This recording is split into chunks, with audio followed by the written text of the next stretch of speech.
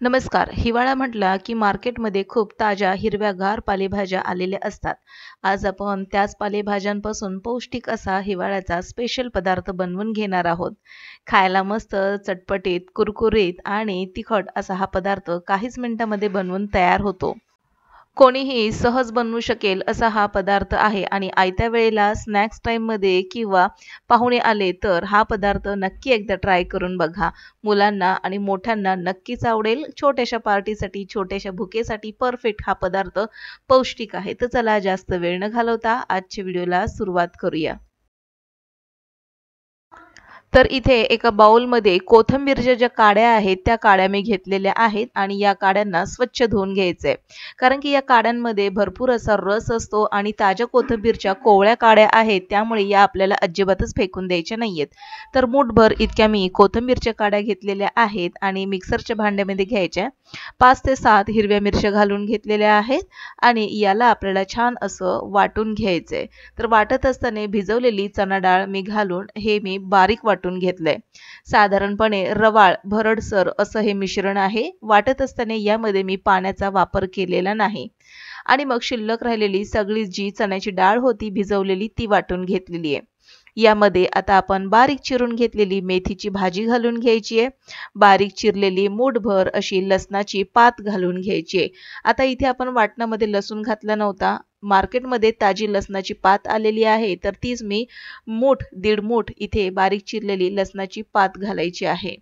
जवळपास चवीनुसार मीठ घालून घेतलेलं आहे चमचाभर आणि आता यामध्ये आपल्याला थोडीशी हळद घालून घ्यायची आहे.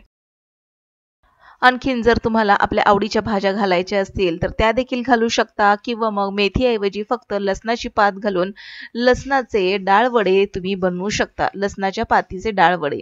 आता हे मिश्रण मी हाताने व्यवस्थित एकजीव करून घेते. म्हणजे डाळ बारीक केलेला जो मसाला होता तो आणि भाजी लसणाची पात एकजीव करून झाल्यानंतर हे मिश्रण आपल्याला अशा पद्धतीने तयार करून झालेलं दिसेल. यामध्ये आपल्याला अजिबातच पाण्याचा वापर करायचा नाही.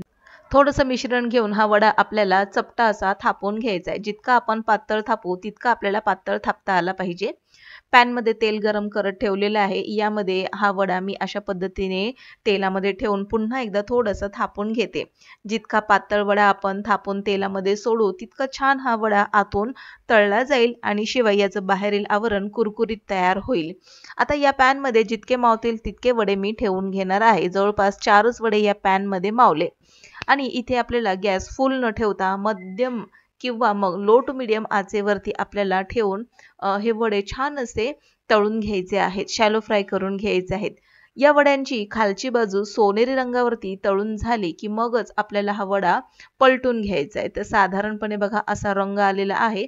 आता सगळेच वडे मी पलटून घेते आणि दुसऱ्या बाजूने देखील मंद आचेवरती हा वडा आपल्याला छान असा लालसर सोनेरी रंगावरती तळून घ्यायचा आहे. दोन्ही बाजूने तळण्यासाठी मला जवळपास 4 ते 5 मिनिटे लागली असतील. आता हे वडे आपल्याला मंद आचेवरच तळून घ्यायचे. तरच याचं बाहेरील आवरण मस्त कुरकुरीत असं तळून तयार होतं. आणि हे मिश्रण आपण रवाळ भरड असं दळल्यामुळे मस्त कुरकुरीत असे हे डाळ वडे बनून तयार होतात. मार्केटमध्ये लसणाची पात आलेली आहे. तुम्ही फक्त लसणाची पात घालून देखील हे डाळ वडे बनवू शकता. अत्यंत पौष्टिक असे हे डाळ वडे काहीच मिनिटांमध्ये बनवून तयार होतात.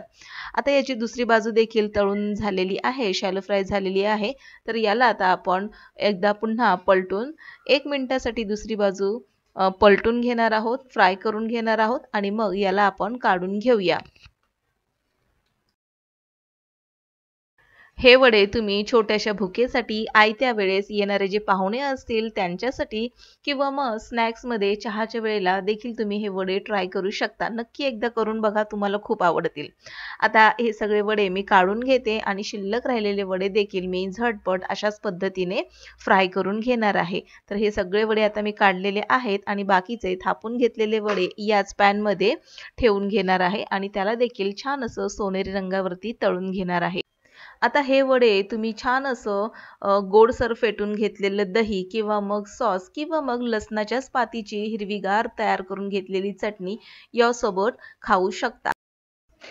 मस्त हे गरमागरम पातळ थापल्यामुळे वडे आतून छान असे शिजले गेलेले आहेत आणि बाहेरून मस्तपैकी कुरकुरीत असे तयार झालेले आहेत. तर या वड्याची आपण टेस्ट देखील बघणार आहोत. तर वडा बघा बाहेरून मस्तपैकी कुरकुरीत छान असा तयार झालेला दिसत आहे आणि खायला म्हणाल तर अतिशय चटकदार असा तयार झालेला आहे.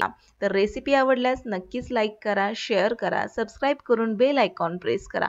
पुन्हा भेटूया नवीन एका इंटरेस्टिंग रेसिपी सहित. तोपर्यंत बाय बाय.